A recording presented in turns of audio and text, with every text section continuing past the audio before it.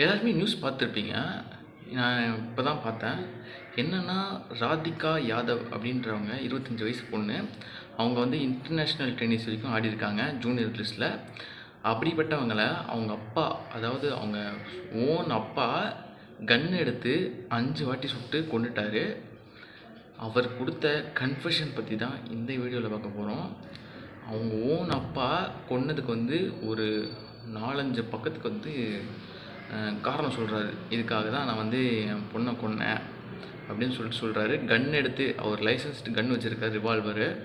அதை எடுத்து அவர் சுட்டு கொன்னுட்டார் அவங்க சொந்த பொண்ணை. அதுக்கு என்னென்ன காரணம் சொன்னார் தெரியுமா? வாங்க பார்க்கலாம். ஃபஸ்ட்டு வந்து அவங்க எப்படி கொன்னாங்கன்னு சொல்லிடுறேன். கிச்சனில் இருக்கும்போது ஃபஸ்ட் ஃப்ளோரில் வந்து கிச்சன் இருக்குது. அவங்க அப்பா வந்து நடந்து போயிருக்காரு அங்கே கன் எடுத்துகிட்டு. ஒரு 5 புல்லட்டில் 3 புல்லட்டு அவங்க மேலே பட்டிருக்கு. ஒரு புல்லட் வந்து கழுத்தில், 2 புல்லட் வந்து முதுகில். அங்கேயும் வந்து அவங்க லாஸ் ஆஃப் பிளட்டில் வந்து இறந்துட்டுருக்காங்க. சத்தம் கேட்டு அவங்க தம்பிலாம் போய் பார்த்ததுக்கப்புறம் ஹாஸ்பிட்டலுக்கு ரஷ் பண்ணி கூப்பிட்டு போயிருக்காங்க. அங்கே வந்து அவங்க ஏற்கனவே இறந்துட்டான்னு சொல்லிட்டாங்க. இப்படி தான் வந்து அவர் கொண்டு இருக்காரு. காரணம் என்னென்ன சொல்கிறாருன்னு சொல்லிட்டு பார்க்கலாமா? ஃபஸ்ட்டு காரணம் என்ன சொல்கிறாருன்னா, ராதிகா யாதவ் வந்து ஒரு டென்னிஸ் கோச்சிங் சென்டர் வச்சுருக்காங்களாம், அகாடமி மாதிரி. அதை வந்து அவங்க கோச்சிங் பண்ணிக்கிட்டு இருக்காங்க. சின்ன பசங்களுக்கெலாம், அவங்கள விட சின்ன பசங்களுக்கெலாம் கோச் பண்ணிகிட்டு இருக்காங்க. இது வந்து அவங்க அப்பாவுக்கு பிடிக்கலையாம்.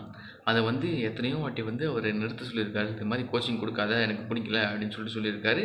அதை மீறி தான் அவங்க பண்ணிகிட்டு இருந்திருக்காங்க. ஃபஸ்ட்டு காரணம் இது சொல்கிறாரு. இதனால தான் நான் கொண்டேன்னு சொல்லிட்டு ஃபஸ்ட்டு காரணம் சொல்கிறாரு. செகண்ட் என்ன சொல்கிறாருன்னா, செகண்ட் வந்து என்ன சொல்கிறாங்கன்னா, அந்த கோச்சிங் பற்றி ரீல்ஸு இல்லைனா சாங்குக்கு ரீல்ஸு அது மாதிரி அவங்க வந்து பண்ணிகிட்டு இருந்திருக்காங்க. இதுவும் அவங்க அப்பாவுக்கு வந்து பிடிக்கலையா. இது மாதிரி ரீல்ஸ் பண்ணாதுன்னு சொல்லியிருக்காரு. நிறைய வாட்டி திட்டி சொல்லியிருக்காரு. இது மாதிரி வயலண்ட்டாக பிஹேவ் பண்ணி சொல்லியிருக்காரு.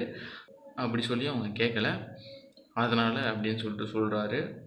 3வது காரணம் என்ன சொல்கிறாருன்னா, அவர் டெய்லி வந்து பால் வாங்கிறதுக்காக அவங்க கிராமத்துக்கு போவாராம். அங்கே வந்து அவரை பார்க்குறவங்க வந்து, என்ன உங்கள் பொண்ணு இப்படி பண்ணிகிட்ருக்கு, என்ன உங்கள் பொண்ணு ரீல்ஸ் போட்டுட்ருக்கு, என்ன உங்கள் பொண்ணு வந்து இது மாதிரி கோச்சிங் நடத்திட்டுருக்கு, என்ன உங்கள் பொண்ணு வந்து ஒரு தப்பான இதில் இருக்குது அப்படின்னு சொல்லிட்டு 4 பேர் 4 விதமாக பேசுவாங்கள்ல, அது மாதிரி பேசியிருக்காங்க. இதை கேட்டு அவர் மேல் ஈகோ வந்து ஹேர்ட் ஆகி பண்ணியிருக்காரு அப்படின்னு சொல்கிறாரு. இது எல்லாமே அவங்க அப்பா சொன்னது. இதுவும் சொல்லியிருக்காரு அவங்க அப்பா. அதனால் இப்படி மற்றவங்கெல்லாம் என் டிக்னிட்டி, மான மரியாதைலாம் போகுது இவளால் அப்படின்னு சொல்லிட்டு தான் பண்ணேன்னு சொல்கிறாரு.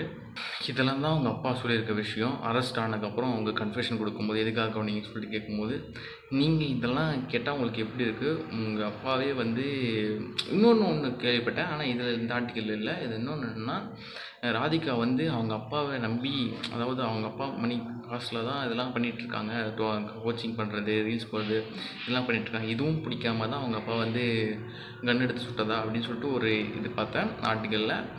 அதையும் வந்து சொல்லியிருந்தாங்க. இப்படிலாம் பண்ணால் அவங்க அப்பா கொன்றுவாங்களா? அதெல்லாம் தெரியல. நீங்கள் எதனா கமெண்ட் செக்ஷனில் சொல்லுங்கள். இது மாதிரிலாம் இருக்காங்க. இன்னைக்கு நியூஸில் பார்த்தாலும் இதெல்லாம் என்னடா இப்படிலாம் இருக்காங்களே அப்படின்னு சொல்லிட்டு தோணுது. பெத்த பொண்ணு, அதுவும் 25 வயசு பொண்ணு, கன் எடுத்து சுட்டுட்டு ஈஸியாக அது மாதிரி இதுக்காக கொண்டேன், அதுக்காக கொண்டேன், ஆனதுக்காக கொண்டேன், மரியாதைக்காக கொண்டேன்னு சொல்கிறாரு. இதை பற்றி நீங்கள் என்ன நினைக்கிறீங்க? நீங்களே கமெண்ட் செக்ஷனில் சொல்லுங்கள்.